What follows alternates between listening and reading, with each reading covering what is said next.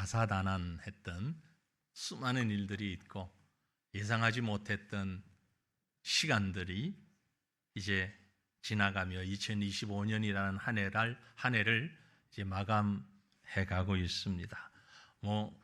지역에 따라서 나라에 따라서 시간대가 다르기 때문에 어느 곳은 이미 2026년을 맞은 곳도 있겠고 또 아직 올해 몇 시간 더 남아 있는 곳도 있겠지만 우리를 기준으로 하면 이제 1시간도 채 남지 않은 시간만 25년을 남겨놓고 있습니다. 매년 이 순간이 되면 어쩌면 거의 똑같은 마음입니다. 그렇지 않습니까?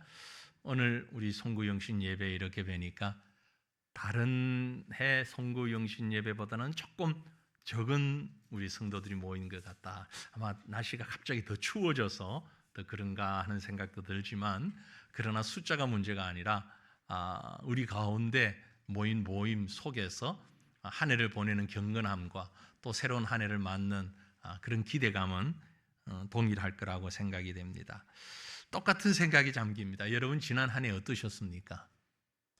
말을 하자면 한 사람 얘기를 듣자면 시간이 참 길게 들어갈 터인데 개인적으로 또 가정적으로 많은 변화가 있었던 그런 한 해였을 것입니다. 하지만 어떤 형편에 있었든지 지금 여기까지 인도하신 우리 하나님께 감사하는 저와 여러분 되시기를 간절히 바랍니다. 오랫동안 우리가 함께 했던 얼굴도 있고 또 2025년에 우리 새과천기의 가족이 새롭게 가족이 된 분들도 있습니다. 아주 최근에 또 우리 가족이 되신 분도 계시고요. 매년 비슷한 것 같지만 그러나 또 다른 오늘의 특별한 시간이 우리에게 주어졌고 우리는 오늘 이렇게 함께 예배하는 그런 시간을 가지게 됩니다.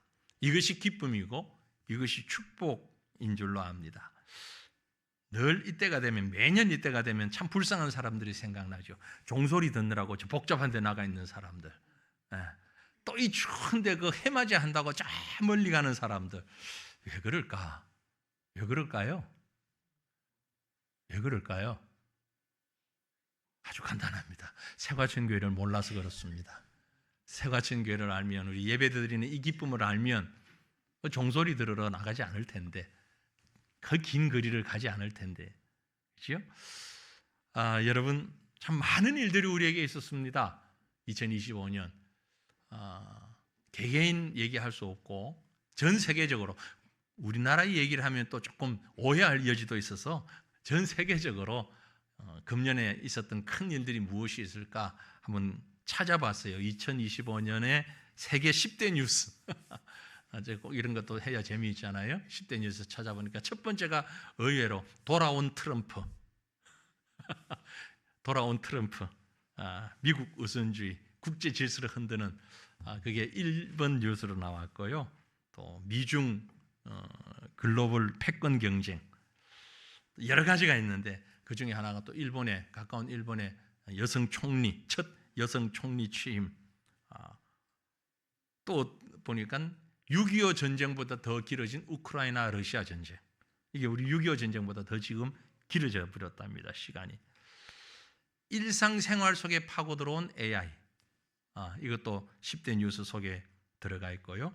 아주 눈길을 끄는 것이 불평등과 강압에 반발한 전 세계의 MZ세대 곳곳에 우리나라는 지금 크게 나타나지 않았지만 특별히 동남아, 서남아 여러 나라의 MZ세대들의 그런 반정부 시위 이것이 참 엄청난 그런 방향을 일으키고 있습니다.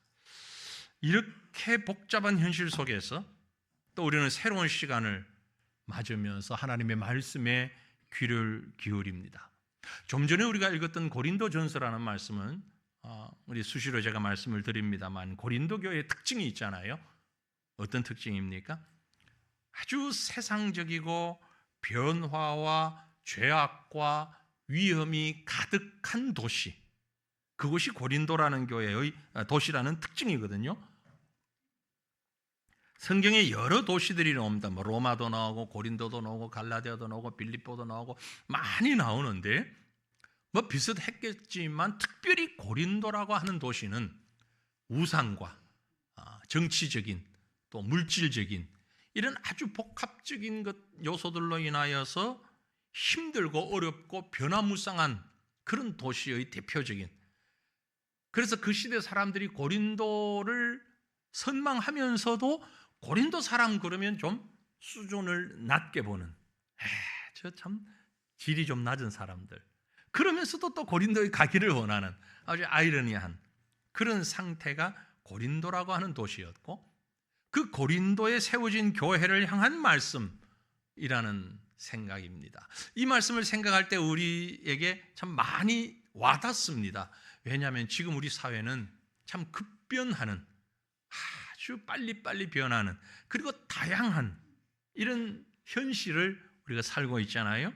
그러니까 고린도와는 똑같진 않겠지만 유사하게 아주 어려운 복잡한 이런 상황 가운데서 믿음 생활하는 우리에게 오늘 특별한 의미로 다가오는 말씀입니다. 제가 1장의 4절부터 읽었는데 앞부분에 1, 2, 3절에서는 이제 하나님의 뜻을 따라 부르심을 받은 사도가 함께 부르심을 받은 교회와 성도들을 향하여서 예수 그리스도의 은혜와 평강을 비는 인사말이 나왔고요. 그리고 이제 우리가 읽은 말씀이 있는데 이 말씀에서는 부르심을 받은 하나님의 백성된 자의 또 다른 모습을 기록하고 있습니다. 그 말씀의 핵심적인 것이 오늘 말씀의 제목으로 삼았는데 감사와 소망이라고 하는 거죠. 오늘 이 귀한 시간에, 한 해가 바뀌는 이 시간에 우리에게 정말 도움이 되는, 아니 힘이 되는 그런 능력이 되는 말씀으로 감사와 소망이라는 주제를 한번 생각해 보기를 원합니다. 일본의 유명한 신학자 가운데 우찌무라 간조라는 분이 있었습니다. 일본이 기독교가 그렇게 많지는 않은데 우찌무라 간조라고 하는 분은 성경 주석을 한 아주 대표적인 신학자였고, 왜 그런지 모르지만 제가 학부를 다니면서 제일 먼저 구입한 전집이 우찌무라 간조의 주석책이었습니다. 한 지를 다 구입했던 적이 있는데요. 이 우찌무라 간조라는 신학자가 그런 얘기를 했습니다.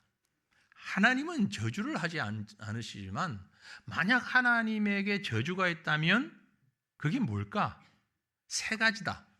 하나님이 주시는 저주는 세 가지다. 원하기는 우리가 이런 저주를 받지 않기를 원합니다. 첫째가 뭐냐면은 하나님이 믿어지지 않는 것.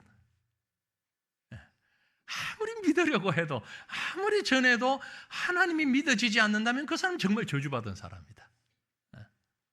그리고 또 한 가지는 하나님의 말씀이 들리지 않는 사람.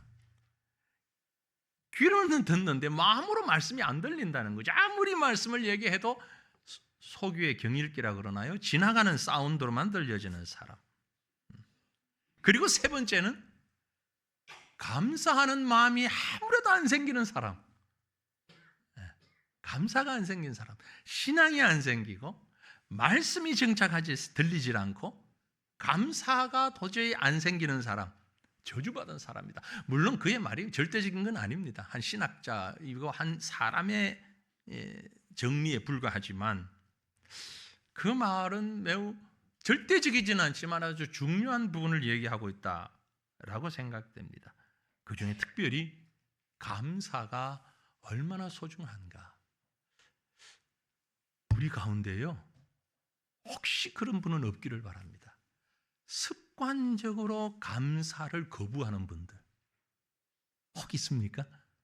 습관적으로, 의식적으로 감사하기를 거부하는 사람들, 아예 감사라는 것 자체를 머릿속에서 담아두지 않으려고 자꾸 애쓰고 흘려보내는 사람들. 뭐가 감사하네? 내가 뭐 감사할 게 있다고? 정말 없나요? 생각해보면 너무너무 많은데, 너무 많은데. 자, 오늘 이 시간 우리가 이 부분을 한번 좀 들여다보기를 원합니다. 그래서 여러분, 한번 따라하십시다. 받은 은혜를 감사합시다. 받은 은혜를 감사하는 그런 믿음 가지시길 바랍니다. 저와 여러분은 은혜를 받았어요. 내가 인정하든 인정하지 아니하든 이 시간 지금 이 자리에 나와서 앉아 계신다는 것 자체가, 예배의 자리에 있다는 것 자체가 얼마나 큰 은혜를 받았는지 모릅니다. 오늘 우리 읽은 말씀 4절에 보니까 그리스도 예수 안에서 너희에게 주신 하나님의 은혜로 말미암아 내가 너희를 위하여 항상 하나님께 감사한다. 하나님의 은혜가 우리 가운데 있으면, 이 은혜를 생각하게 되면 항상 감사한다. Always thanks. Always, 늘. 이 always, 항상이라는 말에는 풍성할 때, 궁핍할 때, 건강할 때, 연약할 때, 일이 잘 될 때, 안 될 때, 다 모든 것을 포함하는 것이 항상이잖아요. 그리스도인의 삶은 한마디로 항상 감사하는 삶, 이게 하나님으로부터 받은 은혜로 인한 것입니다. 은혜가 아니면 감사할 수 없어요. 보세요, 제가 고린도 교회를 잠깐 언급했는데, 바울이 이 편지를 보낸 고린도라고 하는 도시는요, 냉철하게 보면 사실 감사할 게 별로 없는 곳이었어요. 우선 교회 안에는 바울파, 게바파, 아볼로파, 그리스도파, 파당이 얼마나 많았는지 몰라요. 거기 진보 보수 정도가 아니고 영남 호남 정도가 아니고, 누구에게 배웠느냐, 누구에게 말씀을 들었느냐, 누구에게 세례를 받았느냐, 누구 말씀을 더 의지하느냐에 따라서 나는 바울파다, 나는 게바파다, 나는 아볼로파다, 나는 그리스도파다, 나는 큰 파다, 작은 파다, 얼마나 많은 파당을 지어서, 파가 많으면은요 조용할 날이 없어요. 서로 싸워요. 늘 싸워요. 거기에다가 또 고린도 교회가 안고 있는 문제가 뭐냐면 은사 문제였어요. 은사 문제. 예언의 은사 받은 사람, 치유의 은사 받은 사람, 기도의 은사 받은 사람, 내가 받은 은사가 최고라는 겁니다. 다른 사람 건 소중하지가 않아. 내게 제일 중요해. 아니, 기도하는 게 중요하지, 아니 사랑하는 게 중요하지. 교회 안에서 서로 자기가 잘났다고, 자기 생각이 옳다고, 다른 사람 생각은 잘못됐다는 거예요. 가치가 없다는 거예요. 지금 우리 사회가 어떻습니까? 너나 할 것 없이 다 정치적인 양극화, 사회적인 양극화, 심지어 신앙에 있어서도 극단적인 자기 고집, 그렇지 않습니까? 지금 여기 앉아있는 우리들 가운데서도 내가 틀렸다고 생각하는 분은 별로 없어요. 다 내가 옳아요. 내가 옳아요. 내가 가지고 있는 사상이, 내가 가지고 있는 신념이, 내가 가지고 있는 모든 이런 것들이 다 옳다는 거죠. 얼마나 안타깝습니까? 이건요, 마치 예수님 당시에 예수님이 성전에 들어가셨더니 비둘기 팔고 양을 팔고 돈을 바꾸고 장사치들이 성전을 더럽히고 있는 그 모습과 아주 유사한 것 같아요. 너무나 비슷해요. 교회인데 교회답질 못하고, 믿음의 사람들이 믿음의 사람답질 못하고, 하나님의 영광보다는 자기 주장을 많이 내세우고 자기 고집을 앞세우고 자기의 무대로 삼으려고 하는 이 안타까운 고린도라는 도시가 그러다 보니까 고린도 교회 성도들에게 자연스럽게 다가온 것이 뭐냐면 이율배반적인 삶입니다. 무슨 얘기냐면은 입으로는 믿는데 생활은 철저히 자기중심주의예요. 말씀은 인정하는데 생활 속에는 그 말씀이 전혀 적용되지가 않아요. 거기다가 고린도 교회에 가지고 있는 또 다른 문제는 우상 문제였습니다. 그 도시 전체가 우상으로 찌들려 있어가지고 장에만 나가면 우상의 재물을 팔고 사고, 이걸 먹어야 되냐 먹지 말아야 되냐, 이러다 보니까 이제 우상을 비판하면서 자기가 스스로 또 우상이 돼버리는 거예요. 정말 복합적인 문제가 가득 열악한 그 도시에 있는 교회. 그런데 그 상황에서 바울은 이 고린도 교회 때문에 감사하답니다. 그리고 감사함으로 주를 기다리라고 성도들을 권면하고 있습니다. 여러분, 어떤 사람이 감사할 수 있다고 생각하십니까? 상황과 형편을 뛰어넘는 자만이 감사할 수 있습니다. 지난 한 해 여러분 어떠셨습니까? 어떤 분은 심각하게 건강을 잃어버렸습니다. 어떤 분은 사랑하는 사람을 잃어버렸습니다. 사랑하는 내 가족을 먼저 떠나보낸 사람도 있고요. 정말 계획하고 작정하던 일이 완전히 파멸되듯이 사라진 그런 분도 계십니다. 그럼에도 불구하고 우리가 감사해야 할까요? 예, 감사해야 합니다. 아니, 감사하시길 바랍니다. 왜냐하면 하나님께서 여기까지 우리를 인도하셨기 때문입니다. 내 마음에 들면 좋아하고 마음에 들지 않으면 비방하는 그런 감사가 아닙니다. 우리가 살아가면서 문제 없을 수가 없어요. 우리가 사는 것은 항상 문제의 연속입니다. 여러분, 오랫동안 인생을 사신 분들, 여기서 오래 사신 분들, 해마다 금년이 어느 때보다 경제적으로 힘들 거라는 말을 안 들어보신 해가 있습니까? 없죠. 해마다 뉴스라도 뭘 들어도 어느 때보다 더 금년이 힘들 거라는, 또 뭐 금년이 가장 심각한 문제가 올 거라는, 경제적인 문제든 자연 생태계의 문제든 뭐 사회적인 윤리의 문제든 항상 늘 심각한데 지금까지 우리가 살고 있잖아요. 막연한 낙천주의자가 되자는 얘기는 결코 아닙니다. 어떻게 이 어렵고 힘든 상황 속에서 우리가 여기까지 이룰 수 있었습니까? 우리가 예배 전에 찬양 함께 불렀는데요. 내가 지금까지 지내온 것은 주의 은혜라. 주의 은혜라. 지금까지 지내온 것은 하나님의 은혜인 줄로 믿습니다. 그 하나님을 바라보는 이 밤이 되기를 원합니다. 감사가 저절로 나올 것입니다. 그러므로 그 감사를 안고 여러분, 이제 30분 채 남지 않은 이 시간, 우린 분명한 믿음으로 이 한 해를 정리할 수 있기를 바랍니다. 정리하십시다. 한 해를 어떻게 해요? 믿음으로. 5절 6절입니다. 이는 너희가 그 안에서 모든 일, 곧 모든 언변과 모든 지식의 풍족함으로 그리스도의 증거가 너희 중에 견고하게 되어, 그리스도의 증거가 견고케 될 때에 우리가 감사할 수 있답니다. 우리가 믿음으로 이 한 해를 정리할 수 있답니다. 견고하게 된다라는 얘기가 견고한 믿음이라는 말입니다. 무엇으로요?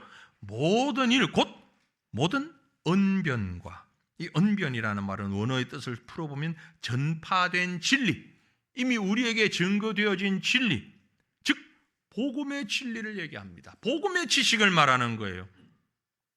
모든 언변과 모든 지식의 풍족함으로 복음에 관한 지식, 복음에 관한 은혜로 우리가 풍성할 때에 진정한 감사를 드릴 수 있고 여기까지 이끄신 하나님을 바라볼 수 있다라는 얘기입니다. 감사는 복음 진리에 대한 분명한 확신 있을 때에 진정한 감사를 드릴 수 있습니다. 거듭 강조합니다. 이 시대에 우리가 붙잡아야 하는 것이 있다면 그것은 오직 말씀뿐입니다. 그 다른 어떤 것도 없습니다. 여러분, 사회봉사운동을 교회에서 하려고 하신다면 교회보다는 NGO 단체가 훨씬 더 잘합니다. 심리상담은요, 전문 상담가에게 가시면 훨씬 효율적인 상담을 받을 수 있습니다. 자녀 교육은 교육기관에 가면 훨씬 더 전문적으로 받을 수 있습니다.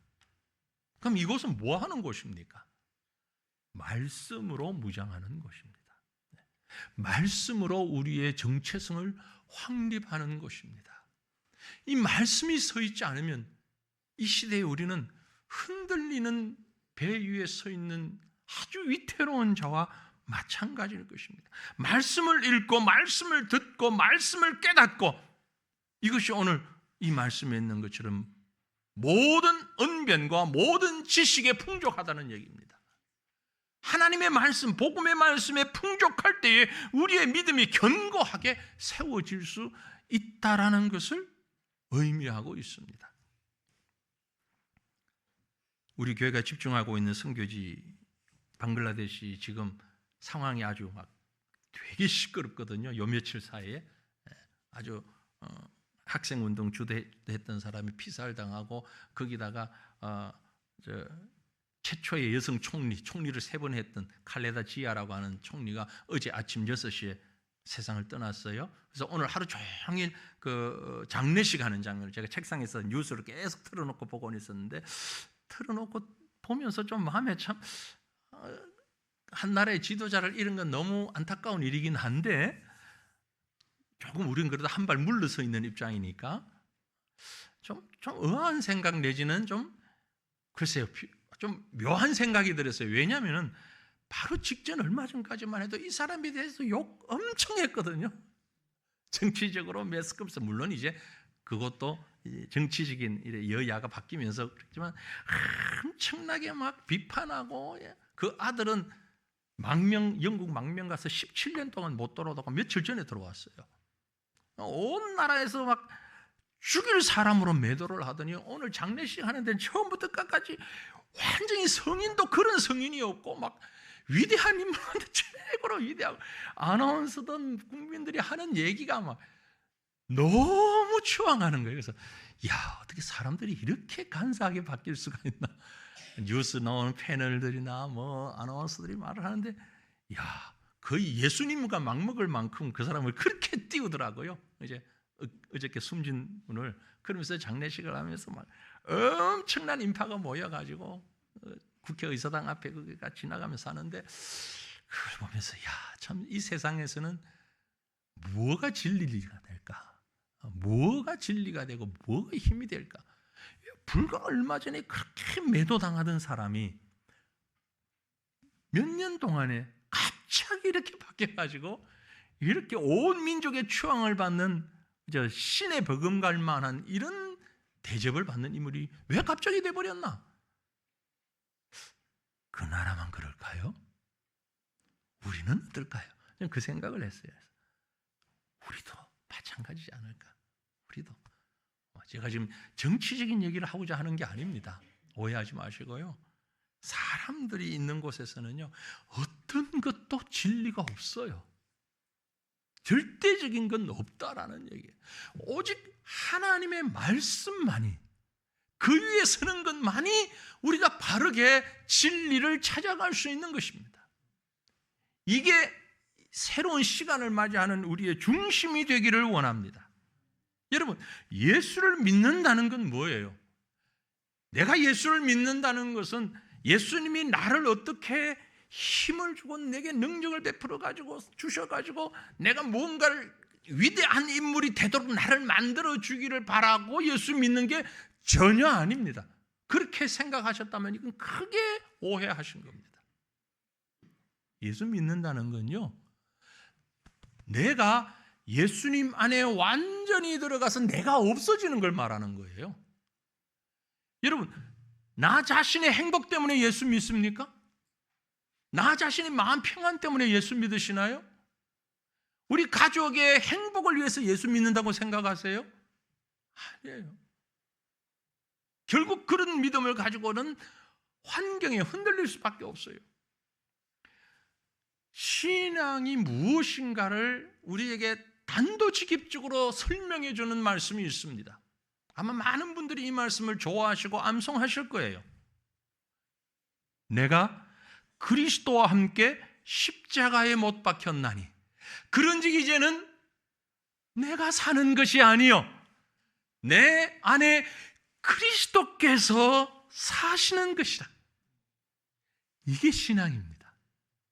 내가 사는 것이 아니고 내 안에 그리스도가 사시는 것. 그래서 이제 내가 육체 가운데 살아있는 것은 나를 사랑하시고 나를 위하여 자기 자신을 버리신 하나님의 아들을 믿는 믿음 안에서 사는 것이다. 믿음이란 결국은 뭡니까? 내가 죽는 걸 말하는 거예요. 내가 죽는 거예요.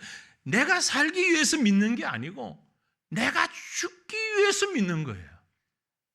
이 진정한 믿음을 가질 때에 진정한 감사가 있는 것입니다. 이게 믿음입니다. 여러분, 지난 한 해 동안 우리의 삶을 이렇게 짧은 시간이지만 한번 돌아보십시다. 그리고 혹 한 해를 정리하면서 내 마음에 불만이 있었다면, 아니 아쉬움이 있었다면, 좀 안타까움이 있었다면 왜 그런 아쉬움이었을까? 왜 그런 불만이 있었을까? 왜 그런 안타까움이 내 속에 있었을까? 곰곰이 한번 돌아보시길 바랍니다. 아마 대부분은 내가 원하는 대로 되지 않았기 때문에, 내가 원하는 것을 이루지를 못했기 때문에, 나를 감싸고 있는 여러 가지 상황들이 나에게 썩 좋게 보이지 않았기 때문에 불평하고 원망하고 안타까워하지 않았을까? 이 시간 하나님 앞에 다시 한번 우리를 돌아보십시다. 내가 그리스도 안에서 죽는 것, 이게 믿음이고, 그 믿음으로 살아갈 때 금년 한 해가, 아니 우리의 삶이 감사로 가득한 삶이 되는 줄로 믿습니다. 진정한 믿음은 바른 복음의 진리 안에서 하나님의 마음을 알고 우리 예수님의 십자가를 고백하는 신앙입니다. 그럴 때에 이 시간 우리가 진정한 소망을 가질 수 있습니다. 그래서 사랑하는 성도들이여, 2026년을 맞으면서 주님을 기다리는 소망을 품는 이 밤이 되기를 간절히 원합니다. 주님을 기다리는 그 소망. 7절 말씀입니다. 너희가 모든 은사에 부족함이 없이 우리 주 예수 그리스도의 나타나심을 기다림이라. 우리 주 예수 그리스도의 나타나심을 열심히 기다린다고 영어 성경으로 표현했잖아요. 그렇죠? 기다리는데 지나가는 누군가를 기다리는 게 아니라 아주 열심히 eagerly wait, 열심히 간절한 소망, 그 표현이거든요. 바울이 하나님 앞에서 고린도 교회 성도들 때문에 감사한 이유는요, 그들이 모든 은사에 부족함이 없이 예수 그리스도의 재림을 기다리는 신앙을 가졌기 때문에 그렇습니다. 말씀드린 대로 여러 가지 문제들을, 현실적인 문제들을 가지고 있었습니다. 그러나 하나의 공통분모가 있었는데 그들 모두는 예수 그리스도를 간절히 기다리고 있었다는 거죠. 여러분, 우리에게 다가오는 시간 속에 그리스도와의 만남을 기대하시기를 바랍니다. 그리스도를 만나기 위해서 소망을 품으시기를 바랍니다. 이 말은 세상을 작별하자는 말이 전혀 아닙니다. 여러분이 살아가는 생활 속에서 그리스도를 만나기를 원합니다. 학교에서, 책상에서 예수님 만나기를 원합니다. 26년도에는 여러분의 일터에서 예수님 만나기를 원합니다. 가정에서 예수님 만나기를 원합니다. 그 예수를 만날 소망으로 가득하기를 원합니다. 어떻게 하면 예수님 만날 수 있을까? 마치 어린아이들이 초등학교에 들어가서 첫 소풍을 가기 위해서 준비하고 밤에 잠을 이루지 못하고 기다리는 것처럼, 혹 우리 남자분들 기억하십니까? 군에 가서 첫 휴가 기다리는 그런 마음, 결혼식 날짜를 잡아놓고 기다리는 그런 마음, 그것보다 10배, 100배 더 간절한 마음으로, 이게 믿음입니다. 이 소망을 가질 수 있기를 바랍니다. 이 소망이 없다면 우리는 예전과 똑같은 내일의 삶을 살 수밖에 없습니다. 기다리되 목적을 잃어버리지 않고 기다릴 수 있기를 원합니다. 혹시 이런 얘기 들어보셨습니까? 한 늙은 노모가 외아들과 함께 외롭게 살고 있었는데 고깃배를 타고 나간 아들이 폭풍우를 만나서 파선을 하고 돌아오지 않았습니다. 암흑과 풍랑 가운데서 함께 나갔던 몇몇 사람들은 돌아왔는데 이 노인의 외아들은 돌아오질 않았어요. 하루가 지나고 이틀이 지나고 일주일이 지나고 한 달이 지나도 돌아오지 않습니다. 주민들이 노인을 위로합니다. 희망 잃지 마세요. 어디선가 생명부지하고 있다가 돌아올 겁니다. 돌아올 겁니다. 그랬더니 이 노인은 그날부터 바다를 바라보면서 부르짖습니다. 내일이면 사랑하는 아들이 돌아온다. 내일이면 사랑하는 아들이 돌아온다. 정신이 이상해질 만큼 내일이면 아들이 돌아온다. 10년 동안 그 말만 외치면서 바다를 쳐다보고 있습니다.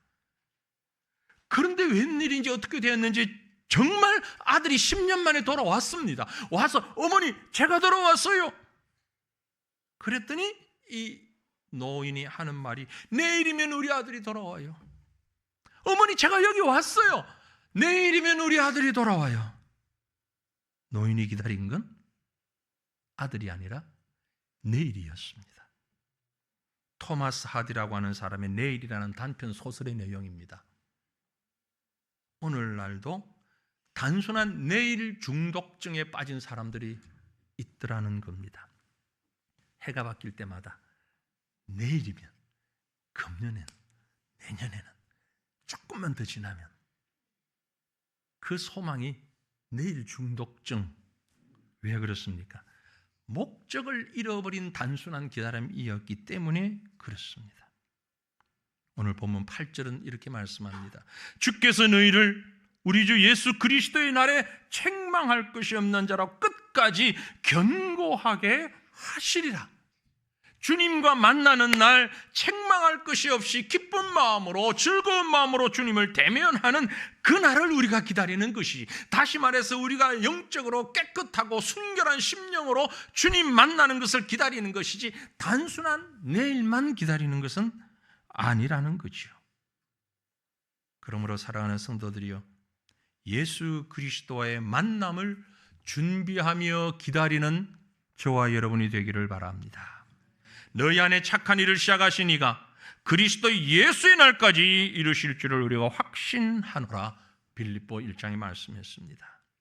히브리서에서는 뭐라고 했습니까? 믿음의 주여 또 온전케 하시는 인 예수를 바라보자. 그는 그 앞에 있는 기쁨을 위하여 십자가를 참으사 부끄러움을 개의치 아니하시더니 하나님 보좌 우편에 앉으셨느니라. 바로 그 예수 그리스도를 기쁨으로 바라보며 기다리는 우리의 시간들이 되기를 간절히 소망합니다. 하나님이 우리를 완성시켜 나가실 것입니다. 저도 여러분도 아직 미완성 작품입니다. 미완성 작품들이잖아요. 2026년엔 하나님이 우리를 완성시켜 나가실 것입니다. 오늘보다 좀 더 나은 모습으로 완성시키실 것입니다. 왜? 하나님은 우리를 결코 버리지 아니하시고 포기하지 아니하시는 하나님이시기 때문에 그렇습니다. 미리 정하신 그들을 또한 부르시고 부르신 그들을 또한 의롭다 하시고 의롭다 하신 그들을 또한 영화롭게 하시는 주님이신 줄 믿습니다. 그 주님께서 2026년 한 해 동안 우리를 붙잡아 주실 것입니다. 그러므로 우리는 신실하신 그 하나님과의 교제를 잃어버리지 마십시다. 9절에 말씀합니다. 너희를 불러 그의 아들 예수 그리스도 우리 주와 더불어 교제하게 하시는 하나님은 미쁘시도다. 하나님과 교제하게 하시는 그 귀한 은혜를 우리가 생각하며 바라보며 이 소망을 가지고 나아갔으면 좋겠습니다. 2026년 우리 교회 표어는 뭐죠? 회복하게 하소서. 저는 이 표를 사실 10월도 되기 전에 9월부터 생각하고 메모를 해놓고 적었습니다. 얼마나 감사한지. 새벽에 기도를 하다가 하나님 마음에 감동을 주셔서 바로 폰을 끄집어내서 깜깜할 때도 적을 수 있거든요. 메모. 9월 며칠 날이었던 것 같아요. 내년의 표어는 이거다. 회복. 술술술술술 있는 게 다 풀어잖아요. 하나님 바로 회복이 뭐냐? 하나님과의 관계가 회복돼요. 성도들과의 관계가 회복되고 나 자신 속에서 의지가 회복되고 하나님 2026년에는 우리에게 이런 회복의 은혜를 주시옵소서. 이 주제를 정하고 나니까 얼마나 마음에 감사가 있고 감격이 있고 또 설레임도 있는지 오늘보다 좀 더 나은 내일을 하나님이 주실 것입니다. 우리를 완성시켜 가시는 하나님, 우리를 좀 더 구원의 각밖에 인도하시는 하나님, 그 하나님을 바라보고 그 하나님께서 회복해 하시는 시간들로 우리에게 다가오는 시간을 하나님과 함께 살아갔으면 좋겠습니다. 사랑하는 성도들이요, 하나님과의 사랑을 회복하십시다. 성도들과의 사랑을 회복하십시다. 나 자신을 향한 하나님의 은혜와 하나님의 뜻을 회복하십시다.